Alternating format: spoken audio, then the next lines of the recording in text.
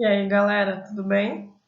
Então, eu vou fazer para vocês hoje a resolução da atividade lá do Forms, que eu mandei o link lá no e-mail de vocês, sobre as propriedades das soluções. Então, aquela aula que a gente viu sobre pressão de vapor, temperatura de ebulição, aqueles exercícios a gente vai resolvendo agora. Não é um conteúdo difícil, porém, às vezes ele parece um pouquinho complexo, mas depende da forma que a gente interpreta ele. Então, essa resolução vem para auxiliar nessa interpretação que a gente tem que fazer dessas características das propriedades. Quem já fez, se tiver tudo certo, beleza, parabéns. Quem não conseguiu terminar porque ficou com dúvida, esqueceu de me pedir, não quis tirar dúvida, então essa é a hora de começar a corrigir e ver o que está faltando aí para entender esse conteúdo. Se mesmo assim, depois da resolução, você ficar ainda com dúvida, me procura lá no privado, que a gente vai tentar resolver. Beleza? Vamos começar? Então, a questão que começa lá a lista, né, que sempre vai começar por 2, porque a primeira questão é o nome, o número e a turma de vocês.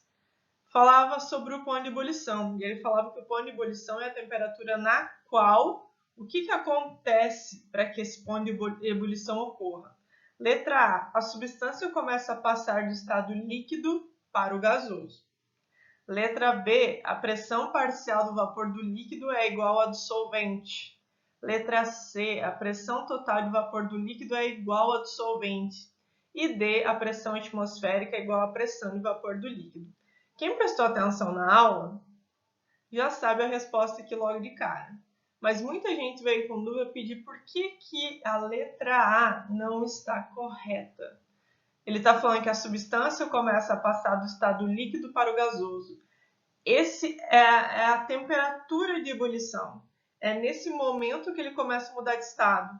Mas para que esse momento aconteça, para que essa temperatura ocorra e que isso venha acontecer, essa passagem de líquido para gasoso, as pressões têm que ser iguais. Então, a pressão atmosférica e a pressão de vapor do líquido, elas têm que se igualar para poder chegar no ponto de ebulição, que é aquela temperatura na qual vai fazer acontecer essa mudança de estado. Então, a mudança de estado é uma consequência de igualar as pressões, a pressão atmosférica com a pressão de vapor do líquido. Então, antes de tudo, preciso igualar a pressão para depois começar a passagem da mudança de estado de líquido para gasoso. Né? Então, é a letra D a correta. Certinho? Número 3.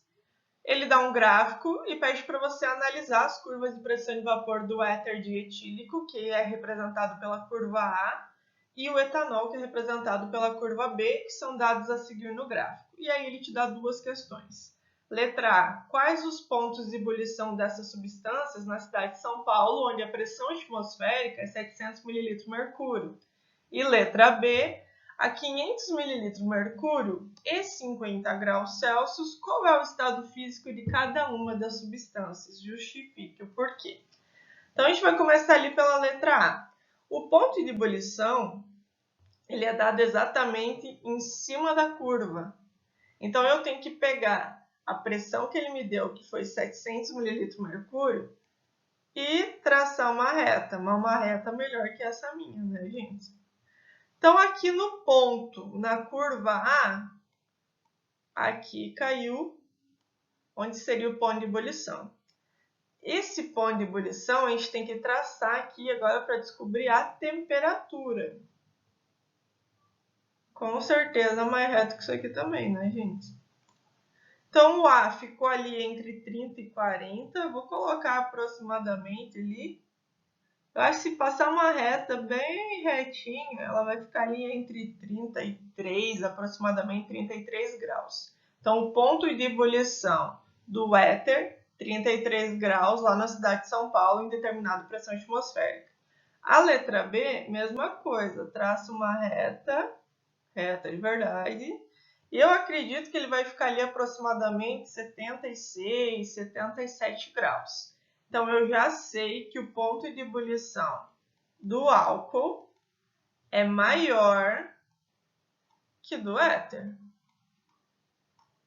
Então, ele só pediu ponto de ebulição, mas se eu for analisar aqui, eu já sei pelas curvas e pela temperatura que o éter seria mais volátil que o etanol. Na letra B, deixa eu mudar a cor do ponteiro aqui. Na letra B, ele fala que a 500 ml mercúrio, é a mesma coisa que a gente passar isso aqui para transformar em ATM, né?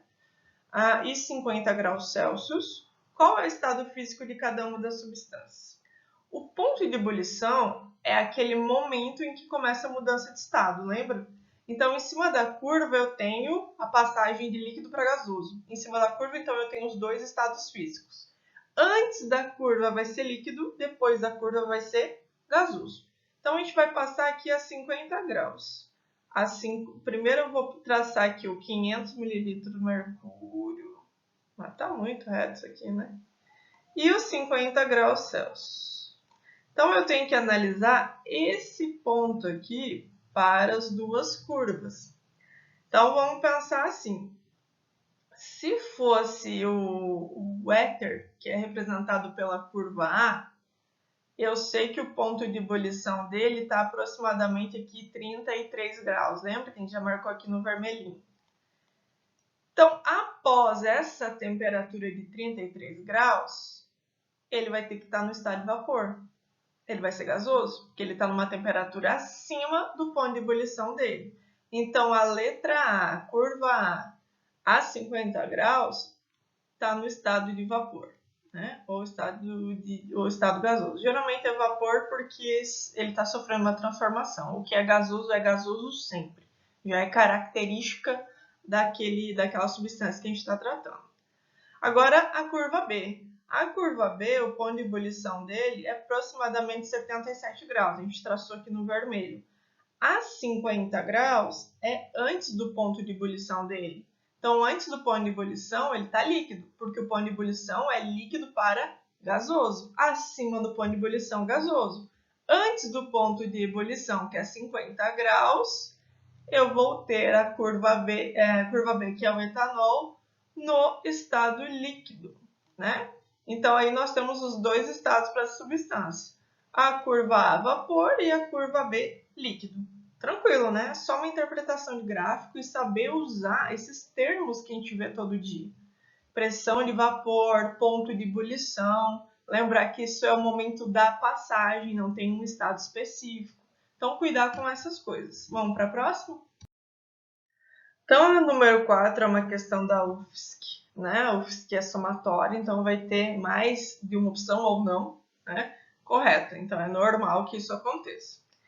E ele está falando que o gráfico a seguir apresenta a variação das pressões de vapor do N-hexano, da água, do benzeno e do ácido acético com a temperatura. Então, ele deu ali o gráfico com pressão e temperatura e mostrou as curvas de cada uma dessas substâncias. E aí é para você identificar a proposição verdadeira. Então, a gente vai lendo as proposições e observando o gráfico. Letra A, o N-hexano é mais volátil que o ácido acético. O N-hexano, ele está aqui. O ácido acético é a curva mais baixa. Então, eu já sei quem é mais volátil. Aquele que precisa de menos temperatura. Então, pensa que a pressão que ele está marcando aqui, os pontos de ebulição das substâncias, é 760 ml mercúrio.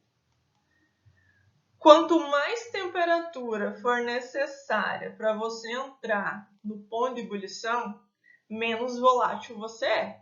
Então, o N-hexano precisa ir de aproximadamente 70 graus para atingir o ponto de ebulição. Os outros vai ser acima disso, ele já está traçado aqui no gráfico. Então, aquele que precisa de menor temperatura, quer dizer que ele já é mais volátil que as outras substâncias. Então, a letra A está correta. Letra B.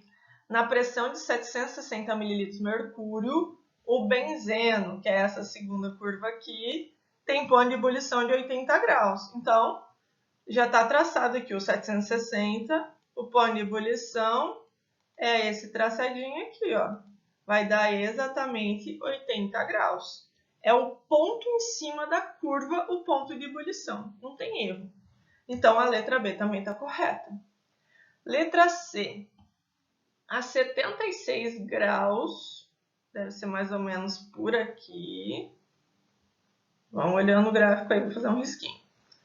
A pressão de vapor da água é aproximadamente de 760 ml de mercúrio.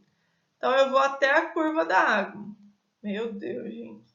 Fazendo papel pelo menos sai reto, né? Aqui seria a pressão de vapor, que é o ponto de ebulição e a pressão de vapor, elas têm que se equivaler aqui. Onde seria, se eu traçar aqui, a pressão de vapor da água, que é bem menor que 760. Então, a letra C está incorreta.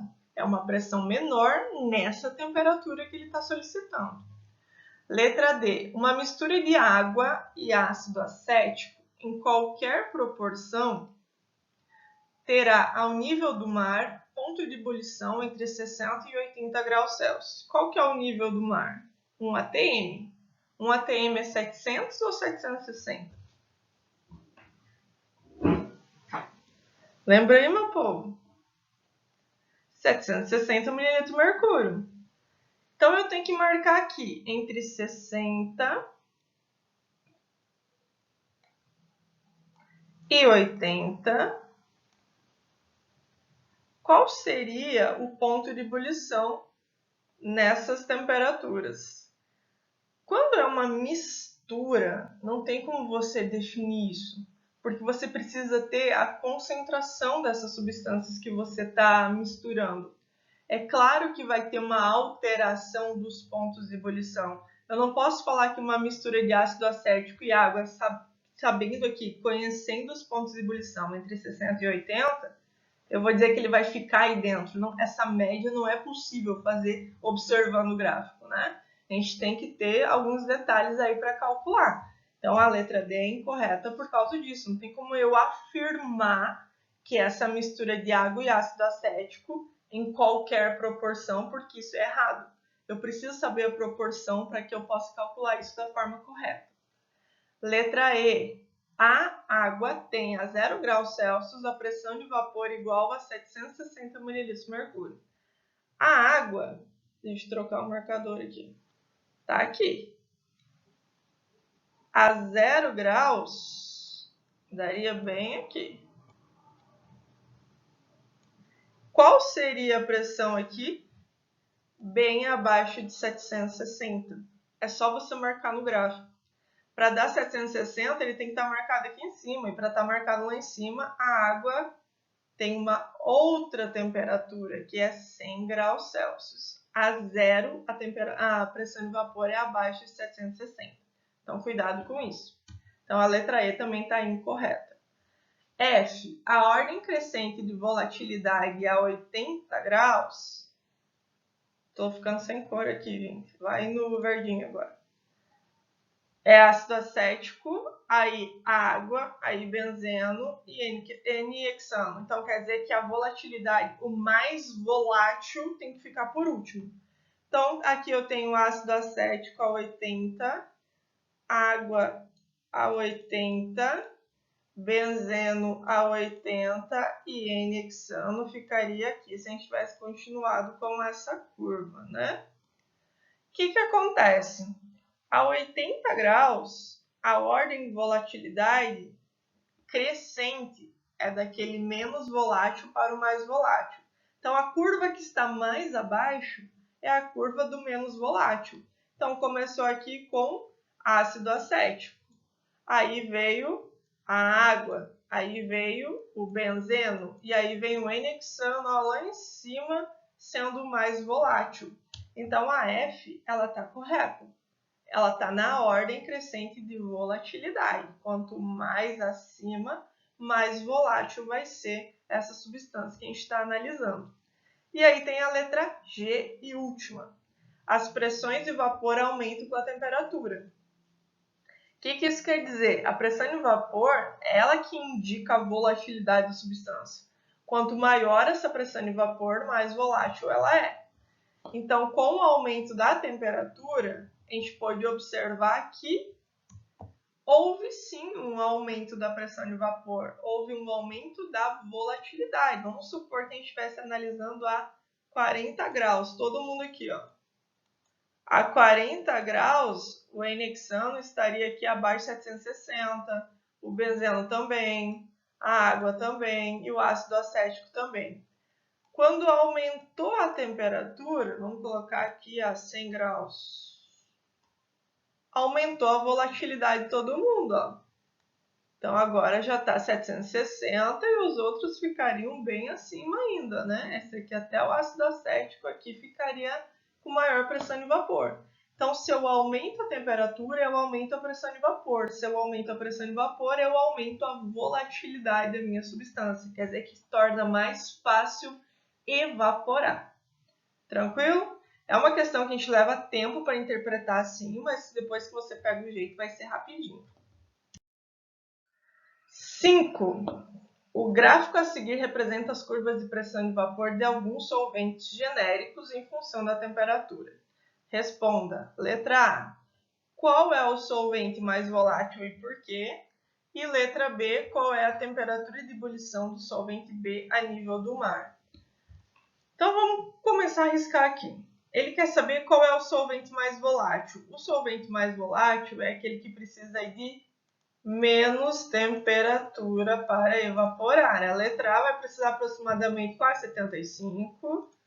O B entre 80 e poucos, 90. E o C, opa, vamos descer retinho aqui, tentar, né? 125. Então, o solvente A é o mais volátil, porque ele é o que precisa de menos temperatura para poder volatilizar, para poder evaporar. E também você pode observar pela curva. A curva mais alta, né, a que estiver mais próxima ali do eixo Y, é aquela que vai representar a maior volatilidade. Letra B, deixa eu só marcar aqui o A. Qual é a temperatura de ebulição do solvente B ao nível do mar? O que é o nível do mar? 1 atm ou 760 ml de mercúrio. Então, você vai lá, deixa eu trocar o ponteiro, colocar verde. 760 e vai até o B. Meu Deus, saiu quase reto.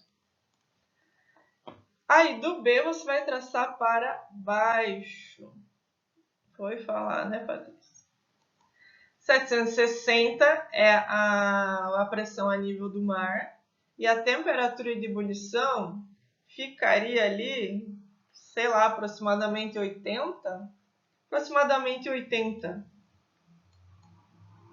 Por ser uma questão aberta, pode oscilar. Você sempre vai ter que usar ali aproximadamente alguma coisa. Se fosse uma questão fechada, ele daria aproximadamente 80 e não colocaria nenhum valor próximo a isso, para não criar nenhum tipo de confusão, porque eu não tenho a temperatura exata, né? Ele não está traçado tão bem assim para a gente saber isso.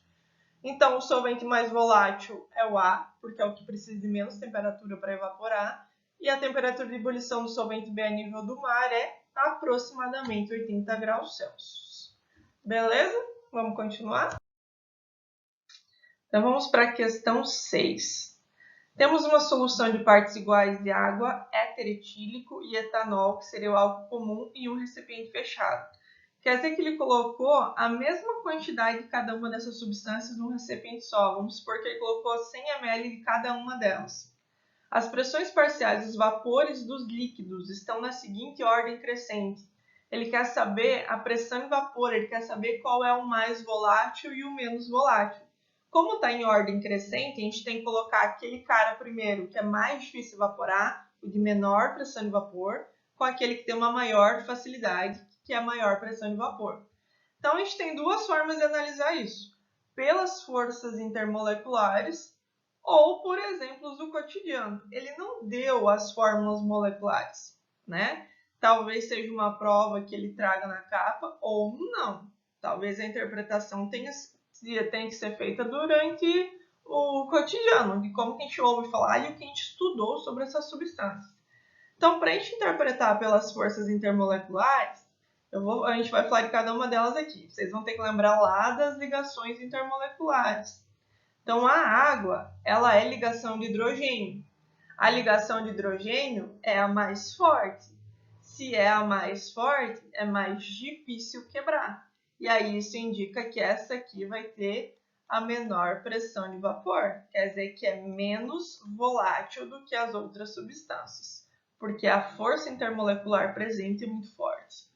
E aí nós temos o éter etílico, que ele tem a força intermolecular de polo induzido.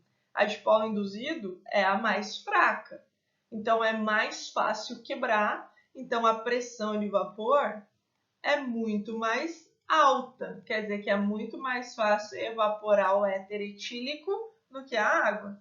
E aí nós temos o etanol, que é o álcool comum. Ele é uma substância polar com característica polar. Ele tem a força intermolecular de polo permanente e de polo induzido. Então, ele é o intermediário dessas duas. Então, ele está aqui no meio termo. Então, ele não tem nem baixa nem alta pressão de vapor. Então, eu já sei quem fica no meio, né? Etanol. Se eu pensar dessa forma, eu só tenho uma resposta. Mas eu posso considerar que ele escreveu álcool ou etanol. Então, a gente teria duas opções. Então, eu já teria a ordem: água, etanol e éter, né? Letra B. Outra forma de você responder essa questão é interpretando aí algumas coisas que a gente faz no dia a dia. Se você pega um copo de água e deixa ele por um tempo aberto em local, e o etanol e o éter na mesma temperatura, você vai verificar durante as horas ou até alguns dias que o processo de evaporação do copo que tem a água, ele é bem mais lento. Olha para aquele copo que você esquece do lado da cama aí durante a semana, se tem muita diferença do dia que você colocou e o dia que você lembrou de tirar ele dali, né? Então a água ela é mais difícil volatilizar, então ela tem um menor poder aí tem uma menor pressão de vapor. Então já começaria com a água, então só restaria a B e a E. O éter, se você colocar num recipiente, ele é muito fácil de volatilizar. E lembra do éter nos filmes que utilizavam éter antigamente para até como um anestésico, né, um sedativo para apagar as pessoas, e isso aparece de forma muito rápida? É porque ele solta esses vapores muito rápido, é porque ele é muito volátil. Então isso acontece rapidamente. E aí eu já colocaria ele no topo, né, como maior pressão de vapor. E aí só restaria a letra B. O etanol que a gente tem em casa, o álcool, quando você abre o recipiente, você já sente um cheiro. Você já sente que está se espalhando aquelas partículas da substância. Isso já indica que ela tem uma maior pressão de vapor que a água. Só que o éter é muito mais forte. Então a gente tem que ter esse conhecimento aí. Vamos tentar lembrar de filme, vamos tentar lembrar de coisas que a gente faz no dia a dia, se não lembrar das forças intermoleculares e das fórmulas moleculares de cada uma delas, né? Não é todo vestibular que talvez traga todas essas informações para a gente poder resolver. Então, a ordem crescente ficou água, etanol, éter. Água aqui mais difícil evaporar, éter mais fácil evaporar, maior pressão de vapor. E aí a 7, que pedi para você explicar por que uma porção de arroz demora mais a cozinhar em locais de altitudes elevadas, mesmo que a água esteja fervendo. O que a gente tem que lembrar? Quanto mais alto nós estivermos, menor é a pressão aqui, porque menor é a camada de ar.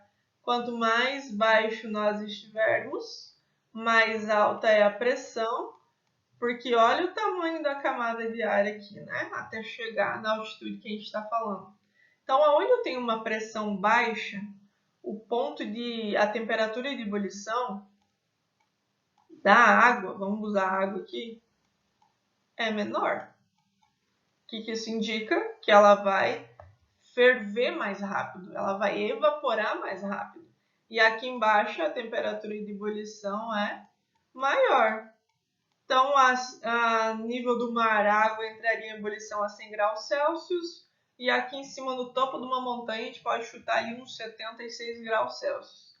Por que no local que é mais fácil ferver água, é mais difícil cozinhar arroz? Porque se a minha água ela entra na temperatura de ebulição muito rápido, aquele alimento não acompanha. Quer dizer que ela vai evaporando aquela água que o alimento precisaria para cozinhar. E aí você não vai ter o suficiente. O ponto de cozimento dos alimentos não mudam dependendo da altitude. O que muda é a temperatura de ebulição da água. Se ela ferve muito mais rápido, o cozimento é mais lento, porque eu tenho aí água evaporando muito mais rápido do que água cozinhando. Então essa é a diferença. Então tem que ter cuidado com essa interpretação e o Enem adora esse tipo de coisa, hein? Então aí está a explicação para quem preferir, né? Para depois anotar. Vamos para a questão 8, então, pessoal. Na 8, ele está falando para considerar um diagrama de fases do dióxido de carbono, que é o CO2, e aí respondendo aí o que ele está perguntando. Então, a gente tem que lembrar lá dos diagramas de fase, que nada mais é que um gráfico que apresenta os estados físicos da substância que a gente está estudando. Então, eu vou lendo a questão e já vamos respondendo. Letra A. Em que estado físico se encontra o dióxido de carbono nos pontos 1, 2, 3 e 4? Então, a gente tem que lembrar do diagrama que ele sempre começa pelo estado sólido, e aí vai para o líquido, e aí vai para gasoso. A mudança de estado que a gente já conhece. Todo aquele diagrama de mudança de estado. Então, se eu já sei marcar isso no meu diagrama, eu sei que eu começo com o estado sólido. O 2 vai ser líquido, o 3 vai ser gasoso. Então, toda essa área aqui do ponto 1 é a pressão e a temperatura que deixa essa substância no estado sólido. O 2, ele está no líquido. Pensa que as curvas, que nem essa curva C, essa curva D que está aparecendo, é o ponto de fusão. Então, é a mudança de estado. Em cima dessa curva, ele está nos dois estados, ele está sólido e líquido. Passou a curva, ele já está líquido. Aí vai chegar a curva do ponto de ebulição. No ponto de ebulição, eu tenho líquido e gasoso ao mesmo tempo, quer dizer que ele começou a evaporar. Acima desse ponto, aliás, abaixo desse ponto, né, como aparece no diagrama, eu tenho tudo no estado de vapor ou gasoso. Então, eu só tenho esses três estados para colocar no meu diagrama. Então, o ponto 1, ele é sólido, o ponto 2, ele é líquido, o ponto 3 é gasoso ou vapor e o ponto 4 é vapor ou gasoso. Então, o 3 e o 4 eles estão no mesmo estado porque eu não tenho uma outra curva delimitando isso, né? Vamos para a letra B. Quais os estados físicos presentes nas curvas BA, CA, DA? A gente tem que saber os estados físicos que acontecem em cada uma dessas curvas. Se elas retratam uma mudança de estado, então eu vou ter dois estados em cada curva. Vamos começar pela BA. Na BA, eu tenho o estado sólido e o estado gasoso. Então, eu tenho os dois estados ao mesmo tempo quando eu estou falando dessa curva BA aqui. Então, ele está passando de gasoso para sólido. Isso tem um nome. Tanto faz se é sólido para gasoso ou gasoso para sólido. Quer dizer que ele está acontecendo uma sublimação. Então, o estado que eu tenho nessa curva BAA é gasoso e sólido ao mesmo tempo. Da curva C para A, eu tenho aqui a curva do ponto de fusão. Então, ele está saindo do estado sólido para o líquido. Então, de C para A, eu tenho sólido e líquido ao mesmo tempo. Então, você tem que ver o que você tem do lado de cada curva. E da curva D para A, eu tenho líquido para gasoso. Então, a passagem de D para A, nessa temperatura, né, que ele está pedindo dessa curva, eu tenho líquido e gasoso ao mesmo tempo. E a letra C, ele pede para indicar a temperatura e a pressão em que o CO2 existe simultaneamente nos três estados físicos e dê o nome do ponto indicado pela letra A. A letra A é exatamente esse ponto que ele está falando, né? É nessa pressão de 5,1 e temperatura de menos 56,6, em que o CO2 vai existir simultaneamente nos três estados físicos, que é o que a gente chama de ponto triplo. É o ponto triplo que indica que eu tenho a substância nos três estados nesse tempo, nessa pressão e nessa temperatura. Tranquilo? E aí a questão 9. Acredita-se que os cometas sejam bolas de gelo que, ao se aproximarem do Sol, volatilizam-se parcialmente a baixa pressão do espaço. Qual das flechas do diagrama a seguir corresponde à transformação citada? Mesma coisa que a gente fez em todos os diagramas, ele já deu aqui, ó. Água no estado sólido, água no estado líquido e água no estado gasoso. E olha o que ele fala no enunciado, ele tem bolas de gelo. Isso aqui é sólido. E aí, quando ela se aproxima do Sol, ela volatiliza, ela evapora, né? Eu tenho alguma coisa no estado de vapor. Então, essa passagem do sólido para o gasoso tem que ser dado pela flecha C. Quer dizer que está acontecendo aí uma sublimação. Ela está passando do estado sólido para o gasoso. Então, a flecha do diagrama que corresponde a essa transformação é a flecha C. Número 10, ele dá um gráfico que representa as curvas de volatilidade do éter, da acetona, do álcool e da água. Analise o gráfico e indique a alternativa correta. Já analisando o gráfico, a gente já sabe quem é mais volátil e quem é menos volátil, né? Então, a gente vai indo aqui por cada uma das alternativas. Letra A. A água é a substância que possui maior pressão em vapor. Quando a gente fala maior pressão em vapor, a gente está falando da substância mais volátil. A água não é a que tem maior pressão de vapor, porque é aquela que precisa de maior temperatura para poder evaporar. Então, ela é que tem menor pressão de vapor. Opa, não está riscando aqui. Menor pressão de vapor. Letra B. Entre as substâncias acima, o álcool é o que possui a maior pressão de vapor. Entre as substâncias do gráfico, o álcool é a que possui a maior pressão de vapor, só que a água, né? As outras, a acetona e o éter, precisam de menos temperatura ainda para evaporar. Então, são elas que têm maior pressão de vapor. Então, a letra B também está errada. Letra C. A acetona é mais volátil que o éter. Não, a acetona precisa de mais temperatura para evaporar. Né? Olha aqui, fica ali quase 50 graus. Quase não, 50 graus. E o éter é aqui 20, 30. Então, a 30 graus o éter já está evaporando. A acetona precisa de 50. Então, errada. Letra D. À medida que a temperatura diminui, a pressão de vapor também se reduz. À medida que a temperatura diminui, a pressão de vapor, não é que a pressão de vapor ela se reduz. As substâncias que estão sendo analisadas apresentam maior pressão de vapor a uma temperatura menor.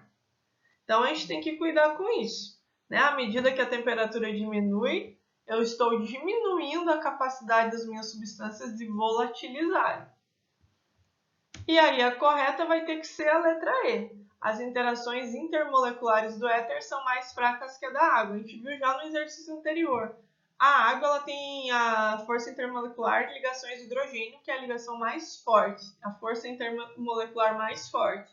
O éter é de polo induzido, é a mais fraca. Quanto mais fraca for a força intermolecular, mais volátil vai ser essa substância. Então, a letra E é a correta.